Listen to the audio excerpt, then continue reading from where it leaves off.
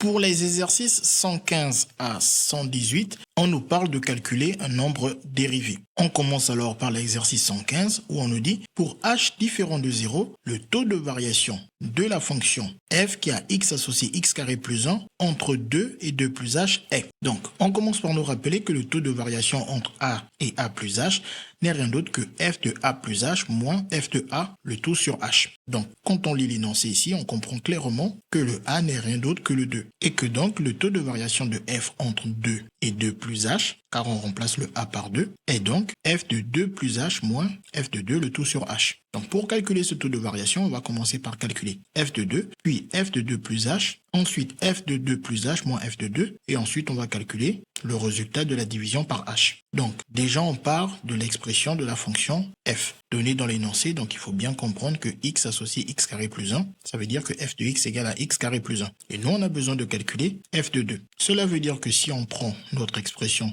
f de x, tous les x doivent être remplacés par des 2. Et une fois qu'on est là, on n'a plus qu'à effectuer les calculs. Priorité au calcul de puissance devant l'addition. 2 puissance 2, ça veut dire 2 fois 2, soit 4, et ensuite plus 1, ça nous donne 5. Et ensuite, on reprend notre expression, car on veut maintenant calculer f de 2 plus h. Pour cela, tous les x, on va les remplacer par 2 plus h. Mais super attention, il faut vraiment ne pas oublier de mettre ce 2 plus h en parenthèse à cause de la puissance 2. Car ici, on a une somme, et c'est cette somme qui a la puissance 2. Ici, on n'avait pas besoin de parenthèse, car on avait un nombre tout seul. Sans parenthèse, la puissance 2 ne concerne que le h et non pas le 2 qui est en addition. Et ensuite, une fois qu'on est là, on reconnaît clairement la première identité remarquable. Et donc, pour calculer ce 2 plus h au carré, il faut être capable d'utiliser la formule de la première identité remarquable, qui nous dit que a plus b au carré est égal à a carré plus 2ab plus b carré. Le a, c'est clairement le 2, et le b, c'est clairement le h. Donc, a carré va nous donner 2 au carré. Mais 2 au carré, c'est 4. Et ensuite, le 2ab plus 2 fois a qui vaut 2, fois h qui vaut b.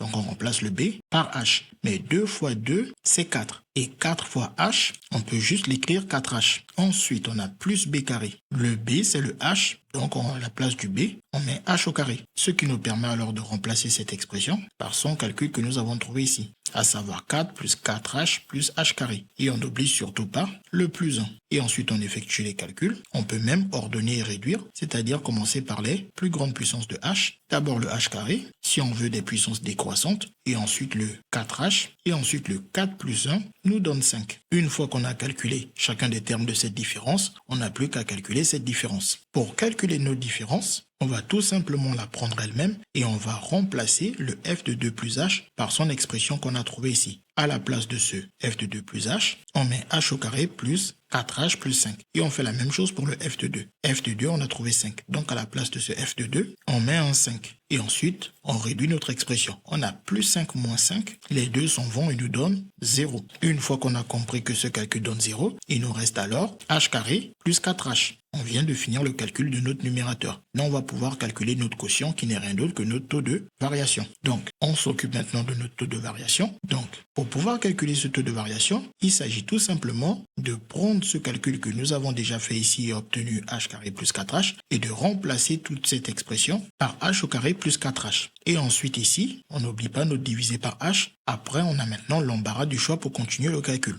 Soit on se dit que on a une somme au numérateur et par conséquent, on peut alors distribuer la division par h à chacun des termes du numérateur. Ce qui nous donne alors h carré sur 4 plus 4h sur 4. Et ensuite, on simplifie. H carré, ça veut dire h fois h. Si on a donc h fois h, on simplifie un des h avec le h au dénominateur. Il nous reste alors un seul h au numérateur et plus rien au dénominateur, ou bien 1 selon votre vision, et h divisé par 1, cela donne h. Et on fait la même chose ici, on a h au numérateur et au dénominateur, on le simplifie pour ne plus qu'avoir plus 4. Sinon, on pouvait procéder autrement. On peut se dire que comme on a plusieurs h fois h, on peut décider alors de factoriser par h. Comme on a h fois h, en prenant un h, il nous reste un autre h. Et ici, on a plus 4h. Si on prend h, il nous reste alors le plus 4. Et ensuite, on a la division par h. On n'a plus qu'à voir h qui apparaît dans un produit au numérateur et bien évidemment dans un produit au dénominateur si vous voulez mettre fois 1. Mais c'est une perte de temps de mettre fois 1.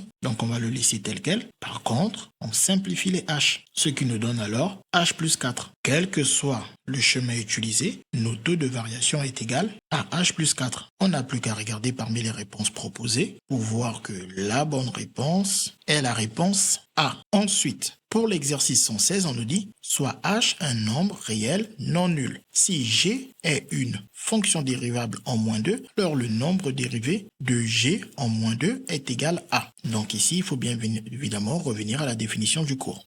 D'après le cours, le nombre dérivé de f en a, que l'on note comme ça, f' de a, n'est rien d'autre que la limite lorsque h se rapproche de 0 de notre taux d'accroissement entre a et a plus h. Et comme ici notre fonction c'est g, donc si on repart de cette formule et qu'on dit le nombre dérivé de g en moins 2 est, il faut alors comprendre que à la place de tous ces f, nous allons mettre des g. Et ensuite on nous dit en moins 2. Donc ici on a dit c'est le nombre dérivé en a. Donc on comprend qu'ici le a n'est rien d'autre que notre moins 2. Donc dans notre formule, partout où nous voyons a, à la place des a, nous allons alors mettre des moins 2. Et une fois qu'on est là, on obtient alors que le nombre dérivé de g en moins 2 est g' de moins 2 qui est égal à la limite lorsque h tend vers 0 de notre taux de variation de g entre moins 2 et moins 2 plus h qui est bien évidemment le quotient de g de moins 2 plus h moins g de moins 2 le tout sur h. On n'a plus qu'à regarder parmi les réponses proposées pour voir que